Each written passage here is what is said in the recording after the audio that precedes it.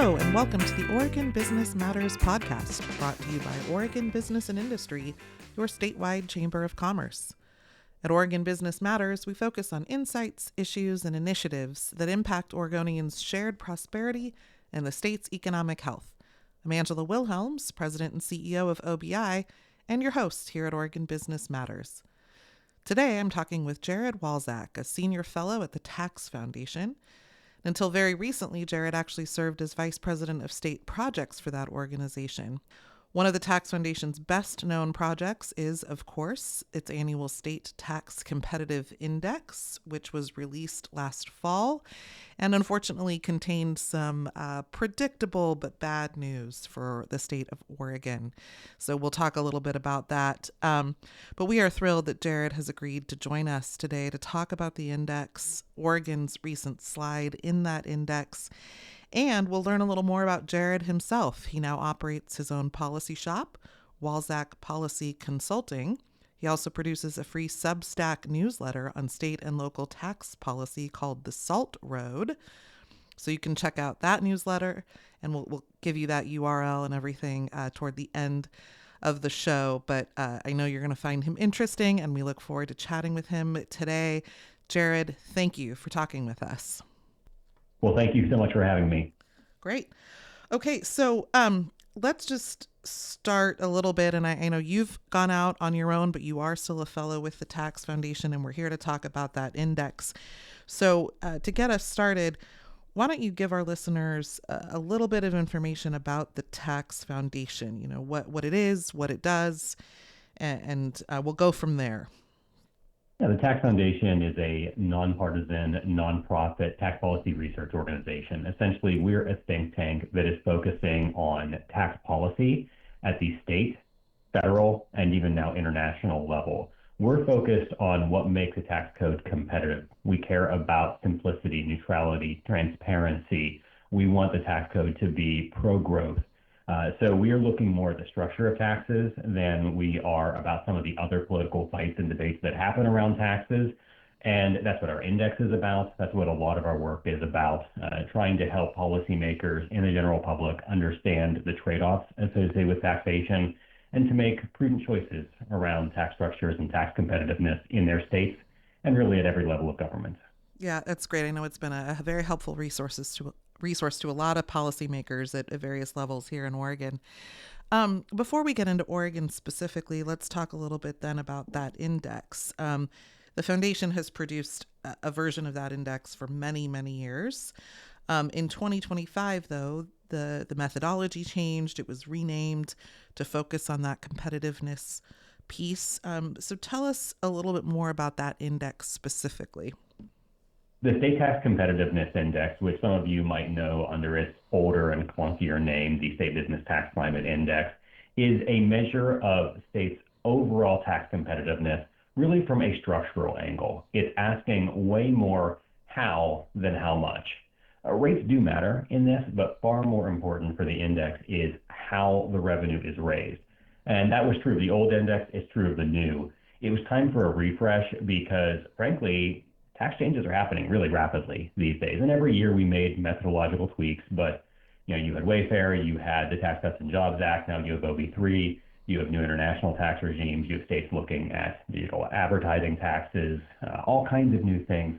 We were making tweaks, but it was time to make some larger adjustments, and it was easier to do that with a rebrand, a refresh, a recognition there was going to be a little bit of a gap between old rankings and new. And of course, we do backcast, so you can go back and look and say, okay, what would Oregon have ranked several years ago under this new methodology? So there are some changes there, but we think it better captures what we're going at, which is in this fairly competitive environment we are in right now, nationwide, how are states' tax codes stacking up?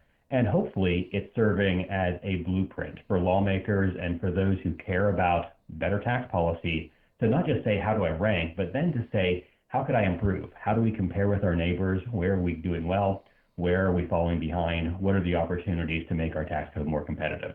Yeah, that's so important. And here we have this conversation about competitiveness all the time because we don't exist in a vacuum. We're competing nationally and globally for investment, for capital investment, for entrepreneurship, for business growth, but also for workers, for families that want to live here, and all of that does relate to the tax code. It might not be the only input that goes into an individual or family or business decision to be in Oregon or operate in Oregon, but it's certainly a piece of it.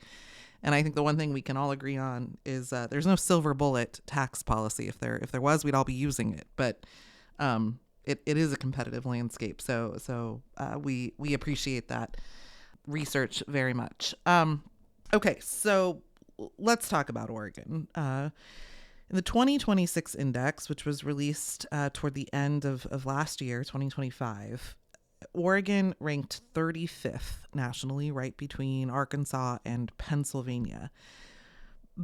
But we talk about trends at OBI a lot, and for us, it's important for people to know that we ranked 35th now, but just 5 years ago or 6 years ago in the index in 2020, Oregon was 8th nationally. So that's a drop of 27 places in 6 years, the largest drop of any state in that window of time. What led to that? What's caused Oregon to drop so precipitously in its competitiveness? The single biggest factor was the implementation of the cap, the now 0.57% gross receipts tax that Oregon implements above and beyond the corporate income tax. Oregon is one of only 2 states that has both a gross receipts tax and a corporate income tax. The other is Delaware, that is another state without a sales tax, and a state that has some other things that are fairly competitive, but counterbalanced by that GRT.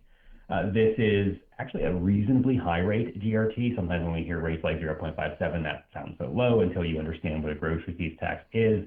But one point of comparison here, Ohio has a similar tax. In fact, while there's some differences, this was partially modeled off of Ohio's.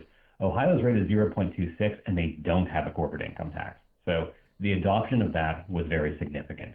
Another factor was that after the Tax Cuts and Jobs Act, you had the creation of GILTI. Oregon conforms to that. Some other states don't. In fact, some states in the intervening years after 2018, 2019 through 2020, we're starting to decouple from that. Oregon includes GILTI at a 20% inclusion. So in the minority of the states taxing that international income.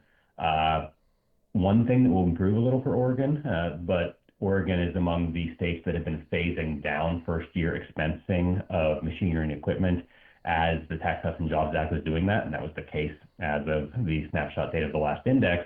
But Oregon follows the federal government. So some states were better than the federal government, but Oregon will snap back with the changes in OB3. That will be a slight improvement. But the other aspect, in addition to that really primary mover, which was the adoption of the cap, is also that other states have been in a very competitive environment right now. You see so many states cutting individual income tax rates, cutting corporate tax rates, eliminating, say, their throwback rules, which Oregon still has on its corporate income tax, improving their net operating loss provisions, where Oregon's a little behind the average, improving their withholding and filing thresholds, where Oregon has a one-day withholding threshold, reforming their unemployment insurance taxes, where Oregon has a very large taxable wage base compared to most states. So in a lot of cases, it's not just that Oregon has made things worse, although in some cases it has, but in some of the areas where Oregon is worse than average, other states have gotten substantially better over time. So it's that combination of factors that, honestly, you can lose ground just by standing still, especially over these last few years. But Oregon has in fact doubled down with the cap, with certainly the very high local income taxes, especially in Multnomah County. You look at the taxes in Portland and Multnomah in Metro generally, and those aren't a huge part of our index, but they're part of it. And you just see how heavy those taxes are on pass-through businesses, on individuals in those jurisdictions. All of that gets factored in. Lacking a sales tax certainly helps Oregon in our rankings. It would be worse without it, but a lot of these other things are driving Oregon down. Yeah, I want to unpack a couple of those things a little more if we can. So you just hit on one of the things I was going to ask as a follow-up, which is it's important for our listeners to know that the index does factor in Oregon's absence of a traditional sales tax. I got to be a little careful here because we believe the gross receipts tax is a sales tax of sorts. And so, but we don't have a traditional sales tax. We don't hide from that fact. But that is already factored into that competitiveness, correct? It absolutely is. Oregon would look far worse without it because Oregon ranks 49th on corporate taxes, 41st on individual income taxes, 28th on property taxes, 41st on unemployment insurance taxes. The only way you get to 35th overall is that category of sales and excise taxes, you rank fourth. So, you have the 5 so-called nomad states, the 5 states without a traditional, general sales tax. One of those, Alaska, does have local sales taxes. So there's 4 of you left. You rank 4 out of those 4 because your excise taxes are higher than the other 4, but it's that ranking on the sales and excise tax category that is pulling you to 35th. You would be certainly in the 40s without that. Yeah, thank you. That's a good clarification. The other thing you mentioned in that explanation is that we might see Oregon, bounce back a little or improve slightly on a competitiveness basis because we connect to the federal tax code. So some of the benefits and provisions that have been put into place through OB3, as you refer to it, HR1, for some of our listeners, they'll know it as, but basically it's the big bill from last year. What would happen if we disconnect from the federal tax code on those provisions? A lot hinges on this for Oregon and several other states that are struggling with this question of whether to conform to these provisions because, Oregon has historically had the rolling reconnect, and that's been in doubt now, whether the state will continue to conform to these provisions. If the state were to decouple from important business expensing provisions, reversing the current position the state has, the posture the state's had with full expensing of machinery and equipment, that would immediately make you worse than the top 20 or so states that are getting full expensing in place. If you were to go further than that, as a couple of states have looked at, Pennsylvania, Michigan, now DC, have decoupled from first-year expensing for research and experimentation. And that's a real issue in a handful of states where this long-standing provision where just about everyone, from the 1950s, 1954 to 2022, federal government and any state with a corporate income tax allowed first-year expensing for research and development expenses. And that was amortized as a temporary thing under the TCJA. Honestly, it was never supposed to happen, right?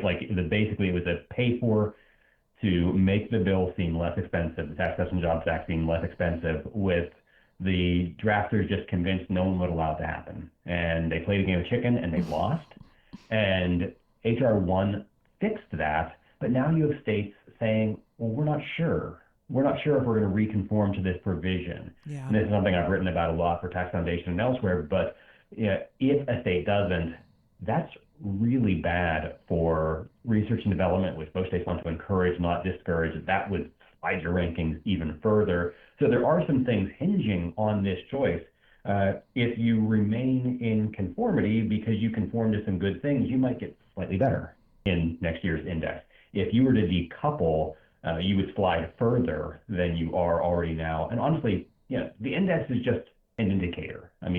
It's Right. great to have a good index rank, but it's just what it's pointing towards. And what that would be pointing towards is a far less competitive tax code that's more complex because taxpayers need to essentially file their taxes in a different way, especially multi-state corporate taxpayers dealing with very different systems, dealing with different rulings, different guidance. The state itself couldn't rely as much on the audit functions of the IRS, and then potentially having far worse business provisions because they're in stasis in this period when a lot of things have started phasing out or expiring, rather than the restoration that happened under HR1. Yeah, and I think it's just so important to keep that in mind. And I appreciate what you said, because we also are very careful around here that any one ranking at any moment in time is not the point we generally try to rely on. It's the trend, it's the direction. It's this point you made earlier about you can actually fall behind by standing still. We talk a lot about putting down the shovel. Let's not, we have a hole to dig out of here on a lot of fronts. Tax policy is one of them. but let's not make the hole deeper. Let's put down the shovel, and also we need to climb out of the hole. You can't just put down the shovel. So I think that's really important, and I think you mentioned a couple states in here that are also in this conversation. I want to talk about that for a second. I mean, sometimes it's easy for political leaders to sort of dismiss rankings or to dismiss policy ideas, brushing them off as, well, we're not like that state, or we're not, that's not us. Well, okay, that's true. We're all different. 51, if you include DC, very, different structures, different codes, different advantages outside of tax policy, different disadvantages outside of tax policy. But, there are states that have similar political sensibilities to Oregon, that are looking at tax policy as a way to improve their competitiveness or grow their economy or incentivize business relocation or growth. Can you give us any examples from some of those states that folks here might say, yeah, they're not too far afield of Oregon politically?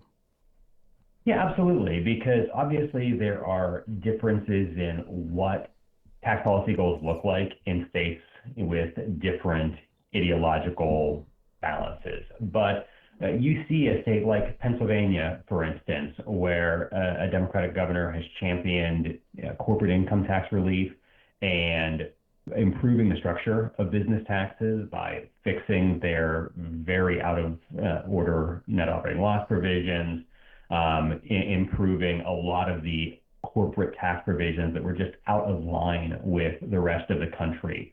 Unfortunately, they did as this temporary expedient, decouple from R&D. I'm hopeful they're going to restore that because they had made a lot of progress in recent years.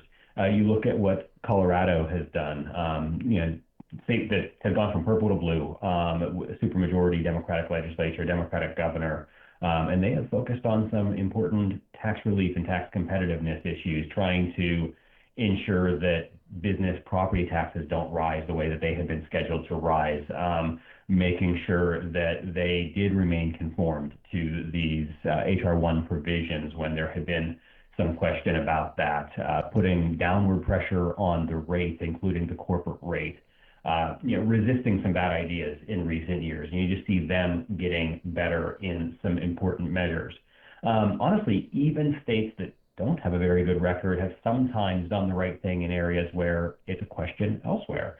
Like California, for instance, has not implemented GILTI, or what will now be and NICD, the tax on net CFC tested income. It's an international income tax, essentially. And it's really bad policy. It ultimately hurts the states imposing it because it penalizes the decision to operate more in that state, because the more that you have sales in that state, the more you operate in that state, the more you bring in this really unrelated international income for taxation. So this incentivizes that. And California has not done that.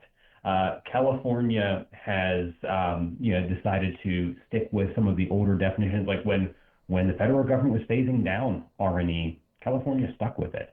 So even a state like California that has not always been at the forefront of tax competitiveness, and certainly right now is having some active discussions about wealth tax, has said no to things that Oregon has said yes to or has been open to.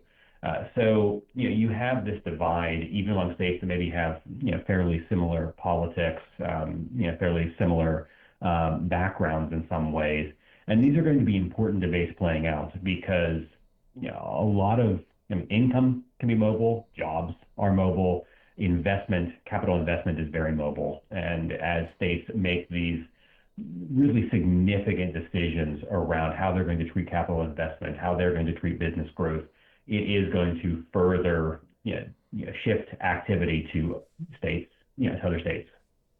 Yeah, that's important.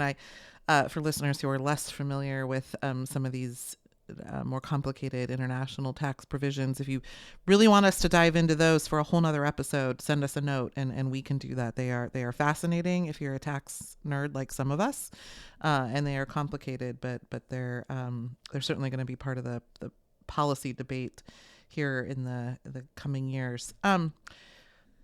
So, Jared, I want to ask about something that we talk about at OBI a lot, which isn't about a specific tax itself, but is about part of the structure and it's indexing. So, for example, Oregon has high personal income tax rates, but the income level associated with those rates is not indexed. It doesn't grow over time. The estate tax is another one. We have a very onerous and low estate tax threshold, but that threshold doesn't grow over time. And the most acute example for a lot of businesses is also the corporate activity tax, or the CAT, where the threshold to pay that gross receipts tax, which again is on gross receipts, not income or profit, that threshold is $1 million. Again, not indexed. So $1 million in 2019 is not $1 million today, and certainly won't be in the future. We find this to be also a competitive disadvantage, and something that policymakers really need to take seriously and think about changing. What are your thoughts on indexing generally? Indexing is important if you want to avoid unlegislated tax increases. You have what's called bracket creep, where over time, larger shares of income are subject to higher marginal rates, even though it's not more income in real terms, it's just a higher dollar amount in a nominal way because of inflation.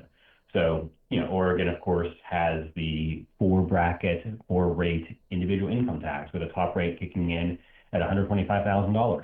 And, $125,000 now is going to be very different than $125,000 10 years from now. Sort of an extreme case of this, the state of Alabama has a multi-rate, multi-bracket individual income tax that doesn't look like one. It looks almost flat because the top rate kicks in at $3,000. And when they adopted that, close to a century ago, that was high earners.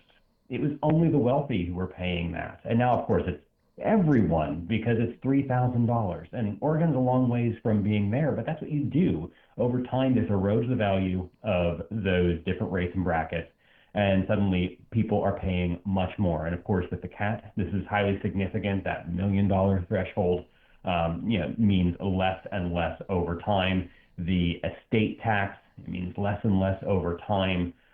It makes sense to index these for inflation to ensure that you don't have these unlegislated tax increases where inflation is sort of hitting people twice. Not only is everything costing them more, but their taxes are larger, not just in a nominal way, but they're paying more in taxes. A greater share of their income goes to taxes because of the lack of inflation indexing. Inflation indexing really became a popular policy in the late 1970s during the stagflation era. Many states adopted it. The federal government adopted it. It's time for Oregon to consider doing the same thing. Yeah. All right. Thank you. Well, we are running out of time, but I want to give you a chance is there anything else about the State Tax Competitiveness Index, the Tax Foundation, your other work, or Oregon's work that you think our listeners need to know before we sign off? You're talking about all of the important things. Inflation indexing is important. Certainly the conformity date is going to be a salient question. Rolling conformity is the way that most states go, the way that I think Oregon should continue to go. You can have debates about whether or not to conform to specific provisions. Obviously, there are the personal deductions that are temporary that Oregon, unlike most states, would be in line to bring in. Most states are not in line to bring in the deductions for, say, tips or overtime or auto loan interest. That's rare.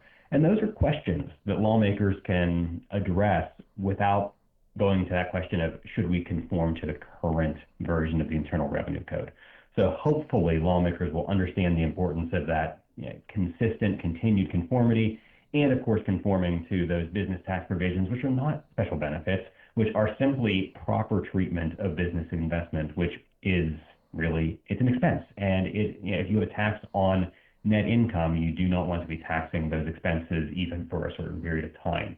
So, this is something I've written about extensively at the Tax Foundation. I've had a number of pieces on my Substack actually also about this, kind of breaking down how a few of these work. But we want to be a resource to you, to your listeners. That's what the Tax Foundation is here for. These are important debates, important deliberations, and we just love to keep talking about them. Well, thank you. And why don't you give our listeners the website where they can find information about the Tax Foundation and, of course, your Substack URL as well? Yeah, so the Tax Foundation's website is taxfoundation.org. We have lots of research there, state-specific, national issues, really anything you want to find on tax policy. I hope you can find it there. And then my Substack is saltroad.substack.com, salt as in state and local tax. Certainly if you want to dig more into some of these issues, you can find pieces on both of those websites that should be helpful. Terrific. Well, for folks like me, and of course for many businesses and individuals in Oregon, state tax policy is important and fascinating. We could probably talk about it for a lot longer, but we'll leave it there for today. See what unfolds here in the upcoming legislative session and beyond, and maybe we'll have you back to talk about our ranking again when we see the next report later this year. So Jared Walczak, thank you for joining us today. Thank you, listeners, for tuning in. The Oregon Business Matters podcast is a production of Oregon Business and Industry, the statewide Chamber of Commerce. Our episodes can be found on all your top podcast platforms, including Spotify, Apple, and YouTube. For more information about OBI, visit OregonBusinessIndustry.com. Thank you, listeners, and thank you, Jared.